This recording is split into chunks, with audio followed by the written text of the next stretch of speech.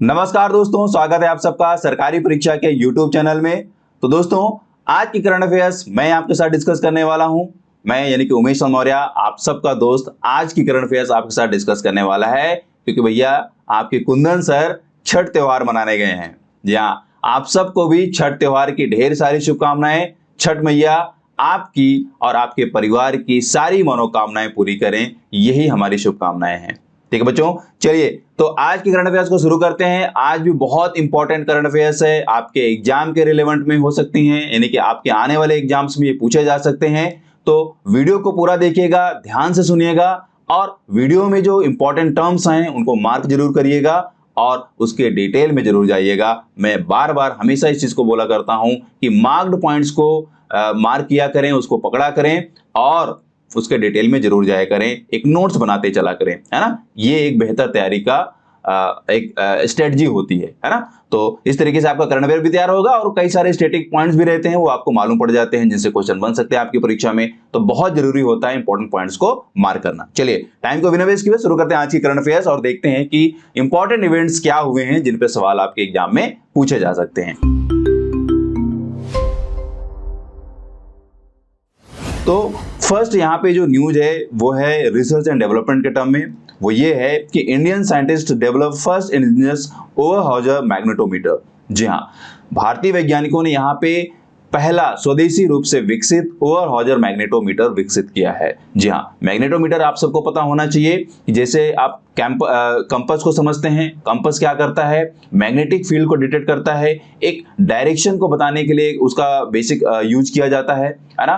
तो यहाँ पे जो मैग्नेटोमीटर होता है वो एक तरीके से वेक्टर एनालिसिस भी करता है और स्केलर एनालिसिस भी करता है, मतलब कि दिशात्मक ये बोध भी आपको देता है और परिमाण बोध भी देता है, मतलब कि किस दिशा में जाना है, किस दिशा में नहीं जाना है, आप किस डायरेक्शन में हैं, किस डायरेक्शन में आप चलने की कोशिश कर रहे हैं।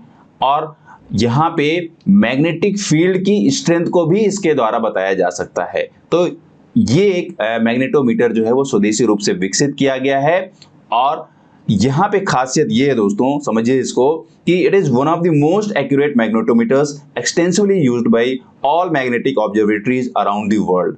पूरे दुनिया में जो एक आज की डेट में मैग्नेटिक ऑब्जर्वेटरीज के द्वारा यूज किए जाते हैं मैग्नेटोमीटर, उनमें से सबसे ज्यादा एक तरीके से कह लीजिए कि मतलब जो एक्यूरेट मैग्नेटोमीटर्स यूज किए जाते हैं पूरी दुनिया में उनमें से एक है। ठीक है, बहुत ही एक्यूरेसी देने वाला है। ठीक है, और इंडिया की जो डिपेंडेंस रही है कॉमर्शियल ओवीएच की, यानी कि ओवरहॉजर मैग्नेटोमीटर्स की, वो भी अब खत्म हो जाएगी क्योंकि अब हम भैया इसको स्वदेशी रूप से विकसित कर पा रहे हैं। ठीक है, ओवीएच का मतलब समझ रहे हैं ना, यहाँ पे ओवरहॉजर मैग्नेटोमीटर। ठीक है, तो ये जो मैग्नेटोमीटर है बेटा, वो आप समझिए कि ये बहुत ही हाई एक्यूरेसी के साथ, हाई सेंसिटिविटी के साथ और एफिशिएंट पावर कंजम्पशन के साथ ये काम करेगा। ठीक है, तो इस वजह से ये बहुत इंपॉर्टेंट है, डेवलपमेंट के टर्म में काफी इंपॉर्टेंट है, पूछा जा सकता है आपकी परीक्षा में, तो इसको जरूर मार्क कर लें। यहाँ पे मैं आपसे एक सवाल पूछूंगा कि यहाँ पे किन साइंटिस्टों ने, किस संस्था के साइंटिस्टों ने कह लीजिए, या कौन सी गवर्नमेंट बॉडी है जिसके साइंटिस्टों ने इस मैग्नेटोमीटर को तैयार किया है? आप इसका जवाब मुझे दीजिएगा कमेंट में। ठीक है, चलिए आगे बढ़ते हैं। अपॉइंटमेंट के टर्म में ये क्वेश्चन है, आपकी परीक्षा में अपॉइंटमेंट से भी सवाल पूछे जाते रहते हैं। तो ऐसी एक अपॉइंटमेंट हुई है, Shefali Juneja named as chairperson of UN's air transport committee. जी हाँ, यहाँ पे थोड़ा से एयर कट गया है, आप समझिए ये क्या है। यूएन जो बॉडी है उसकी एयर ट्रांसपोर्ट कमिटी है, ठीक है, उसकी यहाँ पे ये चेयरपर्सन बनाई गई हैं। कौन? शेफाली जुनेजा, भैया नाम अच्छे से याद कर लो। ठीक है, इनकी पिक ये है, ये आप अच्छे से याद करो। पॉइंट्स देखें यहाँ पे, जुनेजा जो है वो 1992 की यहाँ पे बैच ऑफिसर हैं, मतलब कि 1992 बैच की ऑफिसर हैं। ठीक है, आईएएस ऑफिसर हैं, इंडियन रेवेन्यू सर्विस, ठीक है, मतलब कि इंडियन टैक्स कार्डर की ये ऑफिसर हैं। ठीक है, अच्छा, इन्होंने मिनिस्ट्री ऑफ सिविल एविएशन, जिसको मोका बोला जाता है, ठीक है, यहां पे इन्होंने अपनी सर्विस दी है बिफोर ज्वाइनिंग दी आईसीएओ। ठीक है, आईसीएओ का मतलब यहां समझिए, आईसीएओ का मतलब यहां पे आपको ये समझ में आना चाहिए कि जो इंटरनेशनल सिविल एविएशन ऑर्गेनाइजेशन है, यूएन की एक बॉडी है इंटरनेशनल सिविल एविएशन ऑर्गेनाइजेशन, तो उसको एब्रिविएट करता है आईसीएओ। ठीक है, तो वो जो है वो क्या है, यूएन की एयर ट्रांसपोर्ट कमिटी है। बहुत इंपॉर्टेंट है, इसका डिटेल में जरूर अगर आप जानना चाहें जरूर जाइएगा, ठीक है। तो यहाँ पे इन्होंने ज्वाइन किया है और उसकी चेयरपर्सन बनाई गई हैं, ठीक है। इससे पहले कहाँ वो सर्विस दे रही थी, मिनिस्ट्री ऑफ सिविल एविएशन में, ठीक है। किस पद पे थी, ज्वाइंट सेक्रेटरी के पद पे। कई बार सवाल ये पूछ लेता है अपॉइंटमेंट के टर्म में कि इसमें अपॉइंटमेंट मिलने से पहले वो किस पद को सुशोभित कर रही थी या किस पद पर वो कार्यरत थी। तो आप जरूर यहाँ पर याद रखिए, मिनिस्ट्री ऑफ सिविल एविएशन में ये ज्वाइंट सेक्रेटरी के तौर पे काम कर रही थी, ठीक है। इतनी बात समझ में आ गई। अच्छा, आपको मैं बता दूं इंपॉर्टेंट पॉइंट कि इंडिया ने आईसीएओ में 28 साल बाद इस पोजीशन को सिक्योर किया है। समझिए, मतलब कि चेयरपर्सन के रूप में यहाँ पे लीड करने के टर्म में इंडिया ने 28 साल बाद ये उपलब्धि हासिल की है, ठीक है। और दूसरी बात, इंपॉर्टेंट बात, कि वो जो है पहली वुमन है, पहली औरत है जो इंडिया को रिप्रेजेंट कर रही हैं आईसीएओ में, ठीक है। ये सवाल भी डायरेक्ट बन सकता है आपकी परीक्षा में कि भारत की वो पहली महिला कौन है जिन्होंने आईसीएओ में अध्यक्षता हासिल करके गौरवान्वित किया है भारत को, है ना। ऐसे वर्डिंग चेंज करके जो भी सवाल बनना होगा बन जाएगा। तो इंपॉर्टेंट है, इसको आप जरूर दिमाग में याद रखिए, ठीक है। अगर मैं एटीसी की बात करूं, एटीसी का मतलब है एयर ट्रांसपोर्ट कमिटी, तो ये एक स्टैंडिंग कमिटी होती है, ठीक है। आईसीएओ के अंतर्गत ये काम करती है, ठीक है। और ये जो है वो शिकागो कन्वेंशन 1944 में ये बनाई गई थी, ठीक है। ये फॉर्मेशन के टर्म में भी कई बार बॉडीज, कमीशन या इंस्टीट्यूशंस के टर्म में, ऑर्गेनाइजेशन के टर्म में पूछ लिया जाता है कि कब फॉर्म किया गया था, किस कन्वेंशन में फॉर्म किया गया था, किस मीटिंग में किया गया था। तो ये भी दिमाग में रखना जरूरी है, ठीक है। अगर आईसीएओ के हेडक्वार्टर की बात करें, देखिए ये सब स्टैटिक पॉइंट्स हैं, स्टैटिक पॉइंट्स भी आपके दिमाग में रहने चाहिए, खासतौर पर ऑर्गेनाइजेशंस के टर्म में, इंस्टीट्यूशंस के टर्म में, है ना। तो आईसीएओ का जो हेडक्वार्टर है वो मॉन्ट्रियल कनाडा में है, ठीक है। ये बात दिमाग में आप जरूर रखें। चलिए अगली चीज यहां पे देखते हैं, फिर वो अपॉइंटमेंट के टर्म में है। UCO bank MD AK Goyal, क्या नाम है, AK Goyal, elected new chairman of IBA, ठीक है। आईबीए का मतलब है इंडियन बैंक एसोसिएशन, ठीक है, इंडियन बैंक एसोसिएशन, ठीक है। अब यहाँ पे देखिए ये गोयल साहब हैं, एके गोयल साहब हैं, ठीक है। ये जो भाई साहब सो रहे हैं इनको मत देखिए, यहाँ पे ये एके गोयल साहब हैं, इनको रिप्रेजेंट मतलब इलेक्ट किया गया है चेयरमैन ऑफ आईबीए, ठीक है। तो यूनियन बैंक मैनेजिंग डायरेक्टर हैं और सीईओ हैं क्या मतलब कि राजकिरण राय जी, इनको इन्होंने क्या किया है, रिप्लेस किया है, किन्होंने, एके गोयल जी ने, ठीक है। और एके गोयल क्या है, यूको बैंक के एमडी हैं, ठीक है। इतनी बात क्लियर है। तो आईबीए आप समझ गए, आईबीए का मतलब क्या है, इंडियन बैंक्स एसोसिएशन, मतलब ये बैंकिंग सेक्टर का एसोसिएशन है जो कि बैंकिंग सेक्टर में इंपॉर्टेंट डिसीजंस को लेती है, बैठकें करती है ना। अच्छा, यहाँ पे सिर्फ चेयरमैन की अपॉइंटमेंट नहीं हुई है, और भी पद हैं। जैसे समझिए कि अगर मैं आपको बताऊं कि एसबीआई के चेयरमैन दिनेश कुमार खारा, कैनरा बैंक के MD LV Prabhakar and IDBI bank के एमडी राकेश शर्मा को डिप्टी चेयरमैन के तौर पे यहाँ पे नॉमिनेट किया गया है, इलेक्ट किया गया है या अपॉइंट किया गया है, ठीक है। तो ये नाम भी आप अच्छे से याद कर लें, आपसे सवाल पूछा जा सकता है, ठीक है। अच्छा, एक प्रेसिडेंट कह लीजिए या सेक्रेटरी के तौर पे यहाँ पे अपॉइंटमेंट हुई है, नाम है उनका माधव नायर, जो कि मशरेक बैंक पीएससी जो है उसके वो क्या हैं, कंट्री हेड हैं, और उनको सेक्रेटरी ऑफ आईबीए बनाया गया है। इंडियन बैंक्स एसोसिएशन की के सेक्रेटरी के तौर पे कौन यहाँ पे बनाए गए हैं, माधव नायर, ठीक है। तो ये 3-4 सवाल बेटा यहीं से बन सकते हैं ऐसे, सेक्रेटरी के तौर पे, है ना। ऐसे सवाल बन सकता है कि निम्न में से कौन है जो आईबीए के चेयरमैन में शामिल नहीं हुआ है या उनको अभी हाल ही में नॉमिनेट नहीं किया गया है या नॉमिनेट किया गया है ना, किया गया है, नहीं किया गया है, ऐसे भी सवाल तुरंत चेंज कर दिए जाते हैं। तो एकदम से क्लैरिटी होनी चाहिए आपको, है ना। सवाल कैसे भी बने आपको जवाब दे देना है। अगला देखते हैं यहाँ पे इंपॉर्टेंट डेज इवेंट्स के टर्म में है, Indian army celebrates 76 infantry day on 27 अक्टूबर। जी हाँ, कई बार आपके एग्जाम में सवाल बनते हैं इंपॉर्टेंट डेज और इवेंट्स के टर्म में कि हाल ही में कौन सा दिवस मनाया गया था, उस दिवस की थीम क्या रही है ना, ऐसे करके। तो ये आप समझिए, इंडियन आर्मी सेलिब्रेट्स 76, ये भी आप जरूर याद रखिए, 76 इन्फेंट्री डे ऑन 27 अक्टूबर, ठीक है। इन्फेंट्री आप समझ रहे हैं ना, इन्फेंट्री मतलब कि जो एक पैदल सेना है, ठीक है, जो पैदल सेना है वो उसको एक तरीके से यहाँ पे डेजिग्नेट किया जाता है ये वर्ड, ठीक है। तो infantry day is commemorated on 27 October every year, मतलब कि हर साल ये 27 अक्टूबर को मनाया जाता है। और क्यों मनाया जाता है, ये आप समझिए। देखिए ये इसलिए मनाया जाता है, आप पिक्चर से समझिए। ये जो पिक्चर है वो जब 1947 में पाकिस्तान की तरफ से जब हमला हुआ था, पाकिस्तान के ट्राइब्स की तरफ से कह लीजिए एक जो हमला हुआ था, है ना, जम्मू कश्मीर को कैप्चर करने के टाइम में, तो वहां पे समझिए कि इंडियन आर्मी की जो पहली बटालियन है, सिख रेजिमेंट, कौन सी रेजिमेंट, सिख रेजिमेंट, इसको उतारा गया था कहां पे, श्रीनगर में, ठीक है, पहली बार। और इस रेजिमेंट ने विजय हासिल की थी इनको खदेड़ कर। किनको, जो इन्वेडर्स आए थे पाकिस्तान की तरफ से, उनको खदेड़ा था इस इन्फेंट्री ने, ठीक है। तो इस वजह से इस डे को यहां पे मनाया जाता है, किसके रूप में, इन्फेंट्री डे के रूप में, ठीक है। बहुत इंपॉर्टेंट है इन्फेंट्री, आप समझिए कि इंडियन आर्मी की सबसे बड़ी आर्म है, ठीक है। आप कह लीजिए कि इंडियन डिफेंस सिस्टम की सबसे बड़ी आर्म है कौन, इन्फेंट्री, ठीक है। तो इसके योगदान को, इसको सम्मान देने के लिए, इसको रिकॉग्नाइज करने के लिए इस डे को रखा गया है, ठीक है। इंपॉर्टेंट है, पूछा जा सकता है। चलिए आगे देखते हैं। स्पोर्ट्स के टर्म में है, BCCI announces equal pay for main and women cricketers. भैया इस न्यूज से तो मैं बहुत ज्यादा खुश हूं, है ना। यहाँ पे क्रिकेट का जो जुनून है वो पूरे दुनिया में तो है ही, लेकिन भारत में अपना अलग ही जुनून है ना। क्या मेल क्या फीमेल, तो जब जुनून एक जैसा है तो जुनून पैदा करने वाले यानी कि जो खेलने वाले हमारे खिलाड़ी हैं, चाहे महिला हो चाहे पुरुष हो, उनको हमें उस तरीके से रेस्पेक्ट भी देनी चाहिए, है ना। वो लोग चाहे महिला हो चाहे पुरुष हो, दोनों देश के लिए खेलते हैं और जब जीतते हैं तो देश को गौरवान्वित करते हैं। तो उनकी मेहनत को रिकॉग्नाइज करने के लिए यहाँ पे ये एक बहुत ही इंपॉर्टेंट डिसीजन हुआ है ना, काबिले तारीफ है। यहाँ पे इक्वल पे दिया जा रहा है, समझिए, मतलब कि यहाँ पे समान वेतन दिया जाना है, कह लीजिए, ठीक है।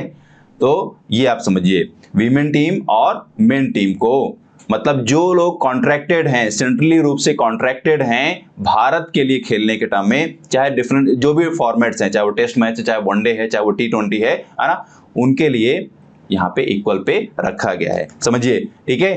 तो T20 हो, चाहे वो ODI हो, चाहे वो टेस्ट हो, यहाँ पे उनको इक्वल पे दिया जाना है। अब किस तरीके से दिया जाना है, देखिए, जो टेस्ट मैच होगा उसके लिए 15 लाख रुपए दिए जाने हैं, ODI के लिए 6 लाख रुपए दिए जाने हैं, T20 के लिए 3 लाख रुपए दिए जाने हैं, ठीक है।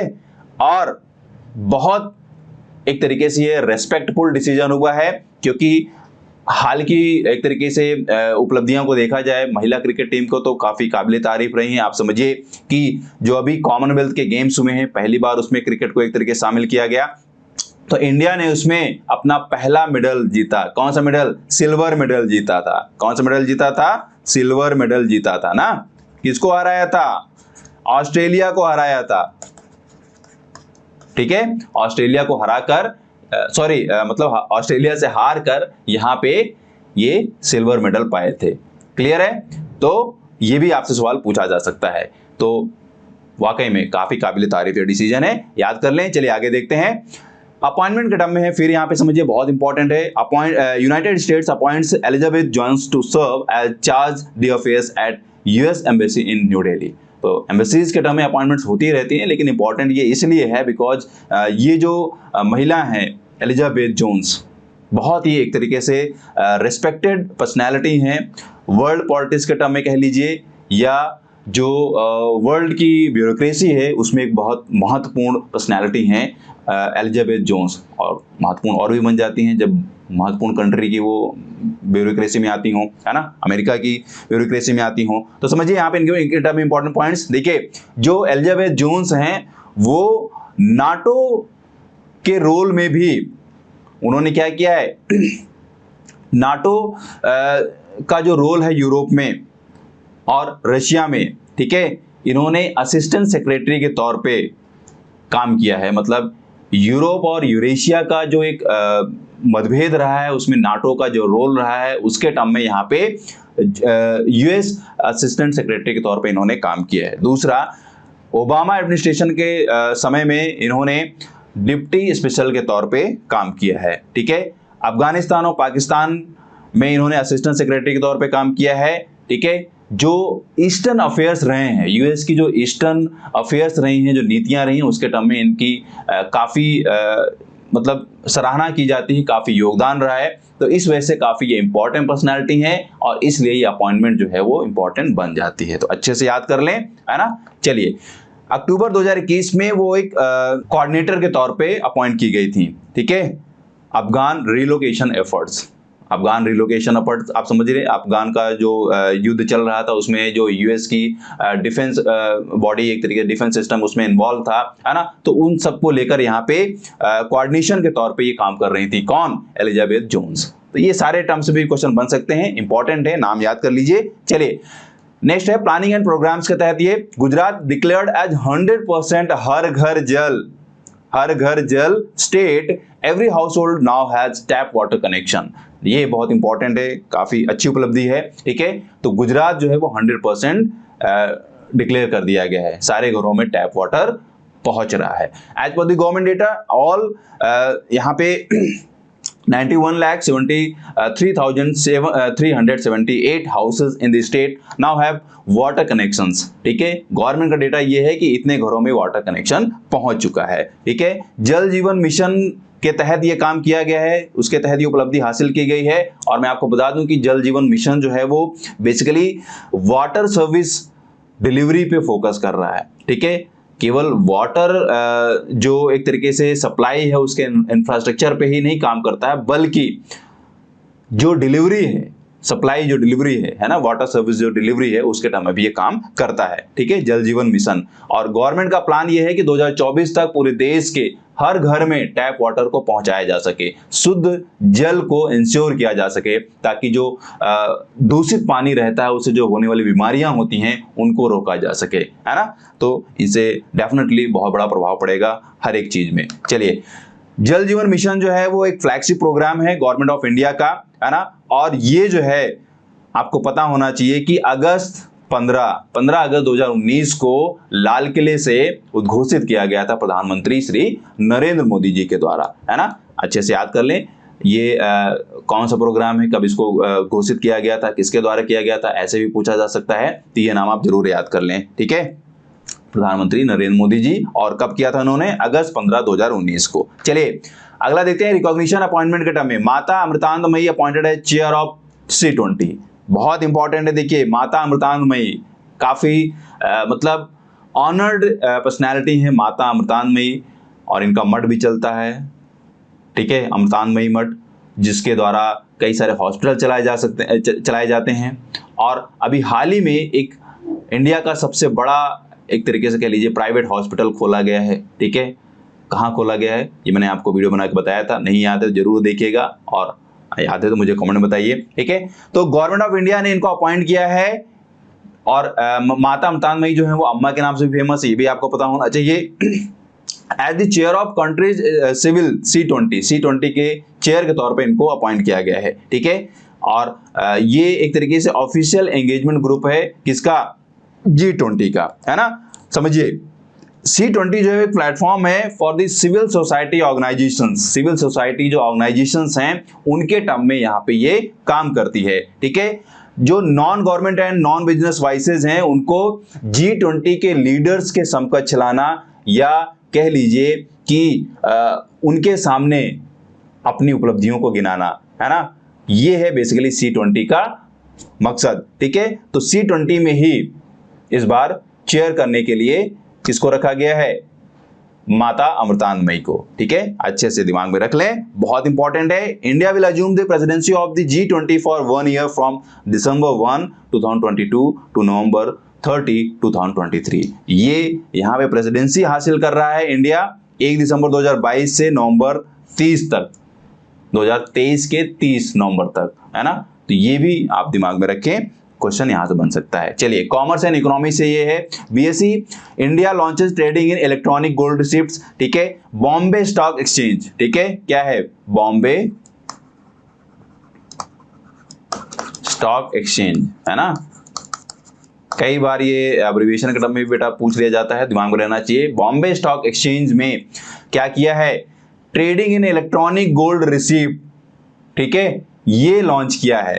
तो बहुत इंपॉर्टेंट है, इसको जान लीजिए, ठीक है। इन्होंने क्या किया है, 1995 एंड 1999 प्योरिटी के तहत यहाँ पे मुहूर्त ट्रेडिंग में, दिवाली का जो मुहूर्त ट्रेडिंग होता है, बीएसई का अपना एक वो टर्म है, वो एक सेलिब्रेशन है, उसके तौर पे यहाँ पे ट्रेडिंग में इसको इस्तेमाल किया जाता है, उसमें इसको लॉन्च किया गया है। अब देखिए इसमें क्या है कि जो ट्रेडिंग की जाएगी वो मल्टीपल्स ऑफ 1 ग्राम, 1 ग्राम के मल्टीपल में ट्रेडिंग की जा सकेगी, और जो डिलीवरीज हैं वो 10 ग्राम एंड 100 ग्राम के मल्टीपल्स में की जा सकेंगी। ठीक है, तो ये एक बहुत इंपॉर्टेंट डिसीजन है। The launch of EGRs represents a significant milestone not only for the BSE but also for the global bullion industry. जी हाँ, ऑब्वियस सी बात है, यहाँ पे पहली बार यहाँ पे stock exchange, Bombay stock exchange ने इसको लॉन्च किया है, इंडिया में पहली बार हुआ है। तो ये इंडिया में ही सिर्फ इंपैक्ट नहीं डालेगा, पूरी दुनिया में जो बुलियन इंडस्ट्री है ना, उस पर ये प्रभाव डालेगा।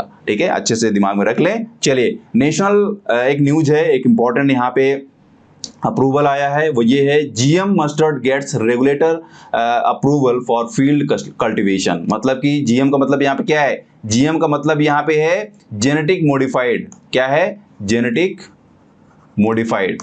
ठीक है, तो जेनेटिक मॉडिफाइड जो फसलें हैं उनके टर्म में बहुत विवाद होता रहा है पूरी दुनिया में, भारत में भी कई बार ये विवाद उठा है, कई बार ये चर्चा का मुद्दा रहा है। तो उसमें आप समझिए कि एक GM मस्टर्ड को अप्रूवल मिल चुका है फॉर फील्ड कल्टीवेशन। बहुत इंपॉर्टेंट है, जरूर बनने वाला है किसी न किसी परीक्षा में, तो इसको आप अच्छे से दिमाग में रख लें। देखिए, ये पहली जेनेटिकली मॉडिफाइड क्रॉप है देश में जिसने अप्रूवल प्राप्त किया है इन 2 डिकेड्स, पिछले 2 दशक में। जैसे मैंने आपको बोला कि बहुत चर्चा का विषय रहा है इंडिया में भी, है ना, काफी लंबे समय से।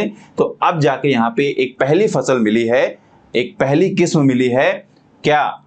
GM मस्टर्ड, मतलब कि सरसों, उसको अप्रूव कर दिया गया है फॉर द फील्ड कल्टीवेशन। ठीक है, तो जरूर इसका प्रभाव देखने को मिलेगा एग्रीकल्चर में भी, कॉमर्स में भी, और जो प्रोडक्ट की क्वालिटी है उसमें भी, है ना।